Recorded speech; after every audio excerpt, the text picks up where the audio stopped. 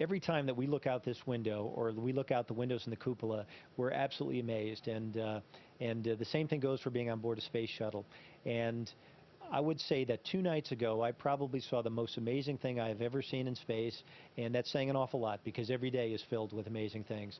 And that was, we were flying over Tasmania. We'd actually just seen the storms in the South Pacific over the Philippines, and it was nighttime, thunderstorms lighting up the entire sky.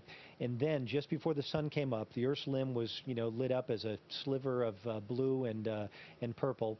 And then there was this long green arc that extended probably 10 degrees or so from the horizon. Actually, from the perspective of the cupola, in which case we're upside down, up, in my field of view, upwards. In fact, it disappeared behind the gem. At least 10 degrees, I think, 20 Earth or 20 moon diameters, if you think about it in those terms. And I had no idea what it was. It was a long green glowing arc. And turns out it ended up being a comet that somebody in Tasmania had seen about the same time, Comet Lovejoy, that had passed about 140,000 kilometers from the surface of the sun. When it disappeared behind the sun, I think astronomers thought it would not appear again. It probably would burn up. But it's probably the most spectacular thing you can imagine. And from the vantage point of space, it's different than seeing it from planet Earth because there's no intervening atmosphere to see.